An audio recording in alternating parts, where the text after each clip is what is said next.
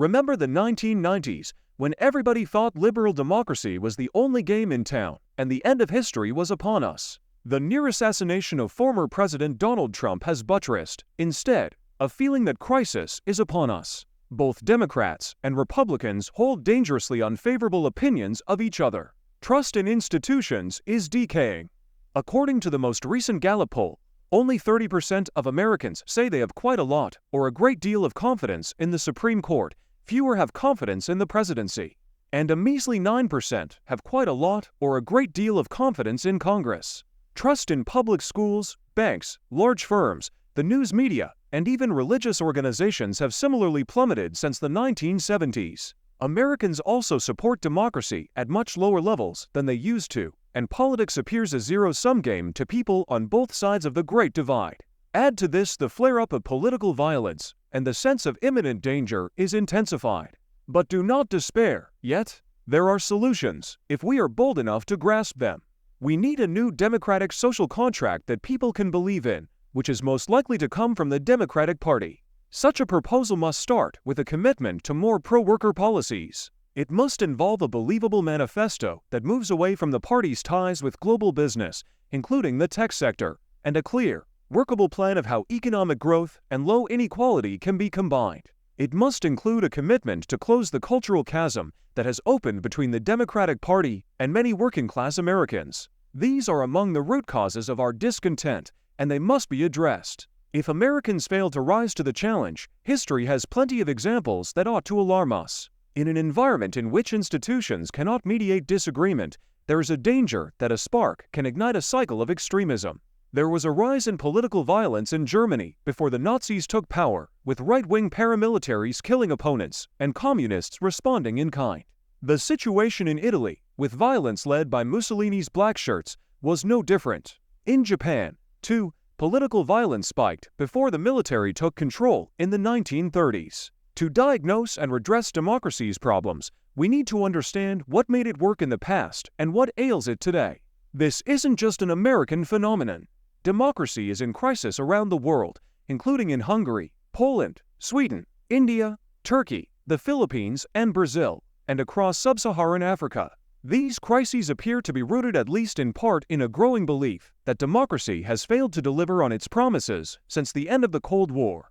Democracy's success throughout the 20th century boils down to the presence of political egalitarianism. People have a say in their own lives and in how the country is governed, and economic egalitarianism. The rewards of progress were shared, at least to some degree. There is something compelling in political egalitarianism, at least in theory. Nobody is your superior, and you have a say in how society is organized. Democracy is appealing because it enshrines the idea of rule by the people.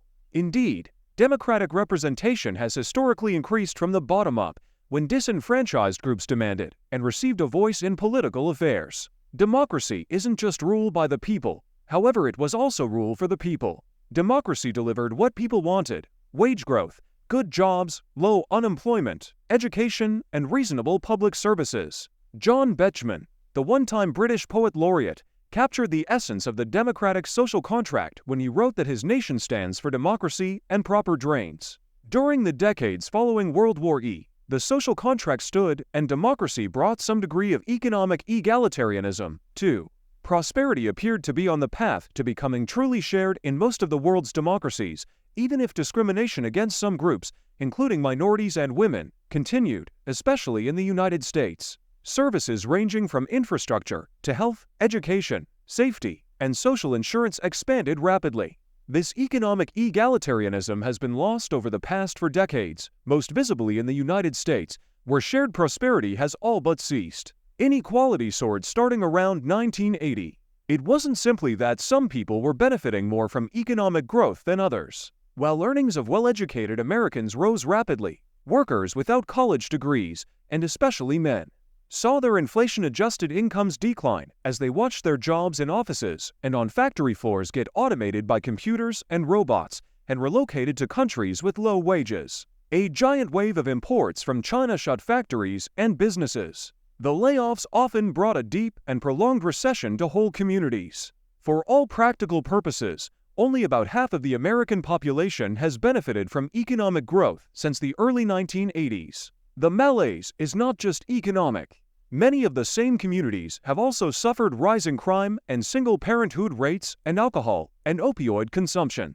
Strikingly, the trend toward greater life expectancy and greater health that had been a near constant since the beginning of the 20th century broke down as well. This was made more jarring because the reversal of progress toward shared prosperity coincided with a sense that people had lost much of their influence over politics. Of course, political elites set the agenda in any democracy, and there have always been impediments to representation and accountability in the United States. Nevertheless, when the political scientist Robert Dahl set out to investigate who governs local politics in New Haven in the 1950s, the answer wasn't an established party or a well-defined elite. Rather, he concluded that the nature of power was pluralistic and that the involvement of regular people in politics was key for the governance of the city, and this appeared to be true beyond New Haven as well. This stands in stark contrast to how most Americans feel today.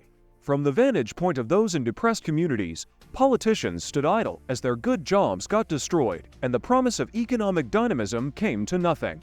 The sense that politicians serve multinational corporations, wealthy donors, or global elites intensified in many corners of the country.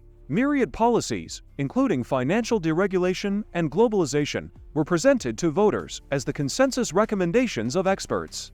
After tallying the cost of Chinese exports and the 2008 financial meltdown, many started seeing this is not as expert policymaking, but the wrong kind of technocracy.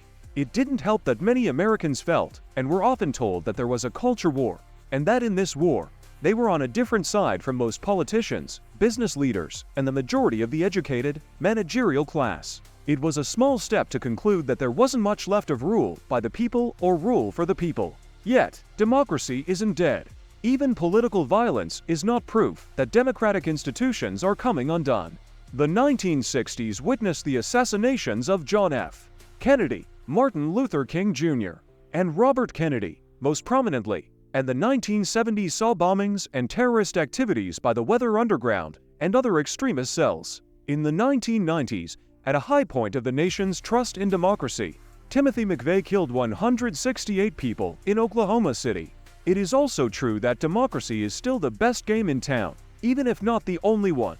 Our research shows that democracies achieve faster economic growth than do autocratic regimes, and they do so by investing in people, by supporting more education and better health care, especially for the poorer segments of society. When democracy delivers such outcomes, it increases support from the citizenry. Still, it is clear that democratic institutions and the political parties that are their standard bearers need to regain a greater legitimacy. And neither better economic performance nor resilience in the face of political violence will be sufficient. When monarchies ruled, they didn't do so because they delivered good economic outcomes, nor did they rule because they controlled all the weapons. They had an elaborate justification for their legitimacy. In early modern England, it was the divine right of kings. In China, it was the mandate of heaven. It's not just autocratic regimes that rely on such philosophies. The move toward greater popular participation also required legitimation and a new social contract. In England, that was articulated by philosophers such as John Locke, who provided the foundation of popular sovereignty. Democracy's ascendance in the 20th century was predicated on its universality, that it would work equally well everywhere around the world, from Spain, Portugal, and Greece to Latin America, Eastern Europe, and Africa. That trust is largely lost. Center-left parties, which used to get a significant fraction of their votes from blue-collar workers and citizens without college degrees, now increasingly rely on votes and money from college graduates, professionals, and managers. That is all the more so in the United States, where the Democratic Party has gradually become associated with the preferences of the well-educated and urban voters. Democratic politicians often shy away from policies such as job guarantee programs, trade protection, and stronger unions. The party still favors redistribution, but at least until the Biden administration, its agenda was to achieve this redistribution predominantly through taxation and welfare programs, without interfering with the market. Center-left parties need to lead the way in breaking this mold. This must start by the severing ties with tech billionaires, pharmaceutical giants, and Wall Street tycoons. It is difficult to believe that a party that gets funding and ideas from the very wealthy will work hard for the well-being of the most disadvantaged. They must promote to leadership people with a background in manual work and from different educational paths. One visible and symbolic way of achieving this is to reserve a fraction of candidacies and leadership positions to individuals without a college degree. Similar strategies have been successfully used by Swedish Social Democrats and local governments in India. Where the center-left leads, the center-right should follow. In the United States, Republicans have already made inroads with working-class voters, and a stronger commitment from Democrats can push the G.O.P. in a more pro-worker direction, too. Campaign finance reform would help, including public money for candidates that refuse support from big donors. There is also a case for introducing proportional representation voting, which can allow new parties to take up the mantle of working-class causes if the two major parties cannot get their act together. This could start at the local level, without the need for a constitutional amendment. Center-left parties must also rekindle political egalitarianism, and this cannot be done unless they walk back from the culture wars. It is commendable that the center-left has defended and given voice to some of the most disadvantaged groups in society, including minorities and immigrants. They must also find a way of articulating these ideas in a way that is acceptable to a working-class base. Humanitarian relief for refugees can appeal more to voters when combined with strong security at the border. Democracy does not need to follow a majoritarian opinion on every topic, but it cannot sideline the views of the majority of the population, even on divisive subjects such as immigration. Donald Trump is likely to become more popular after the attempt against his life. Yet a politician whose most distinctive policy achievement is tax cuts that favored the rich cannot be a true representative of the working people. His track record of polarizing, violent rhetoric, personalizing power, and eroding institutional checks makes it clear that a second Trump term would significantly weaken and even fundamentally threaten democratic institutions. Some pundits are as worried about his newly anointed running mate, Senator J.D. Vance, as they are about Mr. Trump. The silver lining here is that Mr. Vance's unabashed economic populism and Mr. Trump's appeal to the working class may force a deeper soul-searching among the Democrats. If they take serious steps to reinvent themselves as the party of the working people, Mr. Trump may have inadvertently put democracy toward a better path.